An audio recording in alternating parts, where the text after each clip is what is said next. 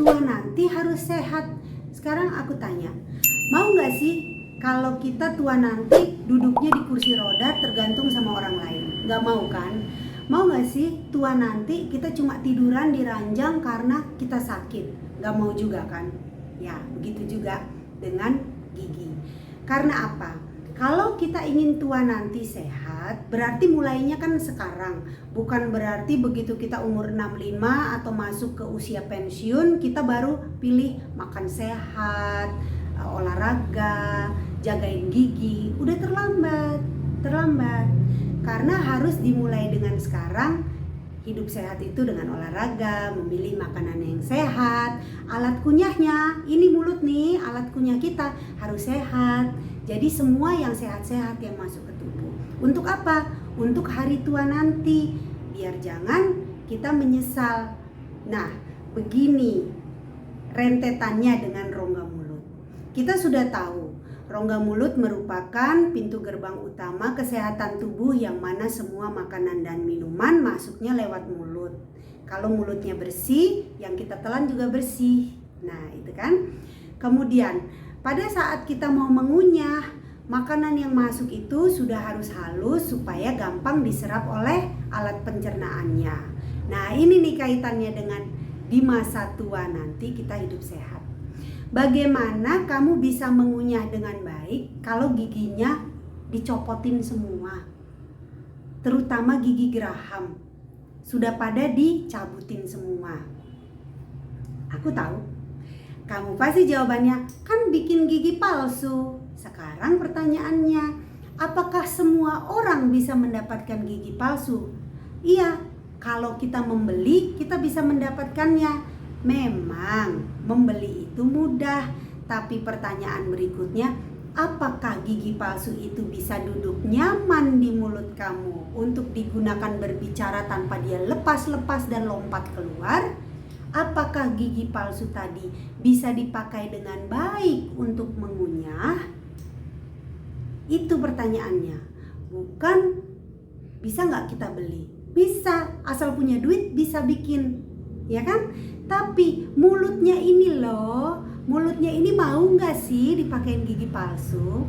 Yang pertama, bila kita mau memakai gigi palsu, maka kita membutuhkan tulang rahang yang gigi-giginya udah dicopotin itu, tulangnya itu kira-kira seginilah tingginya ya. Nah, tulang rahang ini dianggap sebagai sadel. Kayak kita naik kuda. Kalau naik kuda kan ada punggungnya kuda tuh, kita pasangin sadel, jadi bentuknya begini kan. Bentuknya begini ya. Ini tulang rahangnya. Nah, ini sadel. Ini tulang rahang, ini sadelnya. Gitu. Seperti kuda. Kalau kita mau duduk di atas kuda itu, kita pakai sadelnya kuda biar bisa duduk dengan stabil. Begitu juga dengan gigi palsu. Tulang rahang yang tersisa itu sebagai sadel untuk tempat duduknya gigi palsu. Tidak semua orang beruntung. Sebagian orang yang giginya dicabut, ternyata tulang rahangnya itu menjadi resorpsi, tipis, dan tidak cukup tinggi.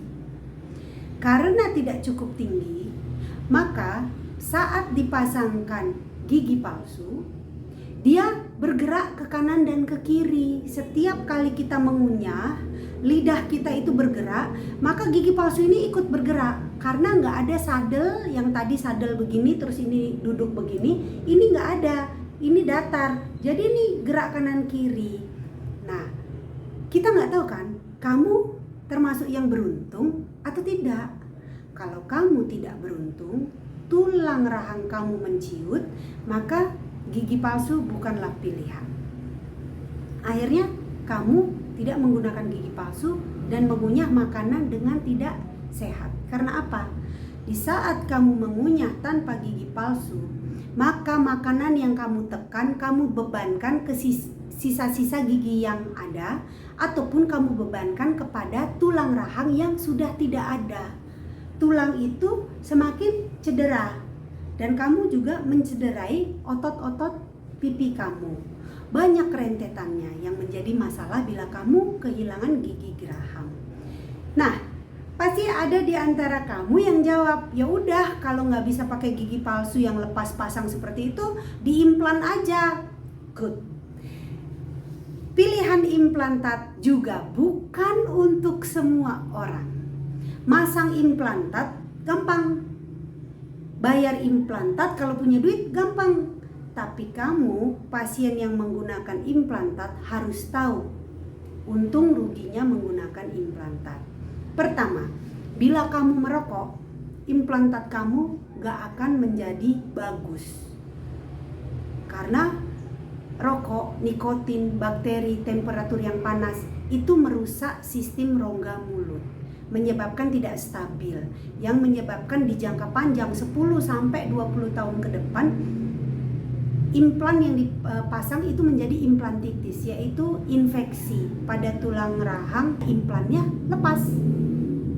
Yang kedua, bila kamu menderita penyakit seperti diabetes atau kolesterol atau jantung, implantat bukan pilihan. Karena tidak dianjurkan memasang di pasien yang memiliki penyakit sistemik. Karena apa? Karena kita harus tahu apakah pasiennya bisa diajak bekerja sama untuk selalu mengikuti anjuran dokter. Karena bila tidak mengikuti anjuran dokter, maka berisiko implantat tadi juga akan lepas. Rugi deh, implantat lepas, duit hilang, kamu tetap aja ompong. Nah, yang ketiga, pada saat kita memasang implan dan rahangmu ternyata tidak cukup tebal tulangnya, seperti tadi saya bilang, yang menjadi sadel tulangnya tadi itu ternyata sudah sangat tipis, maka untuk memasang implantatnya kamu membutuhkan tulang. Bisa tulang yang diambil dari pinggul kamu, ada juga tulang buatan. Nah, berarti trayeknya panjang, duitnya juga banyak yang dihabisin. Yang pertama, kondisi tubuh kamu diperiksa, apakah memungkinkan untuk memasang implantat. Yang kedua, apakah rongga mulut kamu itu mendukung untuk dilakukan pemasangan implantat. Yang ketiga, dipasang dulu tulangnya, dilakukan pencangkokan tulang. Setelah dilihat ada keberhasilan pencangkokan tulang ini, baru dipasangkan implantat. Setelah pasang implantat ini, ditunggu lagi apakah stabil, baru dibuatkan gigi palsunya. Nah, trayeknya ini panjang kan? Padahal mau bikin trayek ini pendek gampang. Mulailah dari sekarang menjaga kebersihan dan kesehatan rongga mulut kamu, karena itu berdampak kepada kesehatan gigi, kesehatan gusi, dan kesehatan tulang, serta kesehatan tubuh kamu. Jadi mulailah dari sekarang menjaga kesehatan tubuh, menjaga kesehatan dan kebersihan rongga mulut untuk hari tua nanti. Jadi tuanya gak ribet. Mau ribet atau enggak? Mau murah atau mahal? Terserah deh, terserah kamu. Yang pasti mulai dari sekarang menjaga kesehatan tubuh kamu.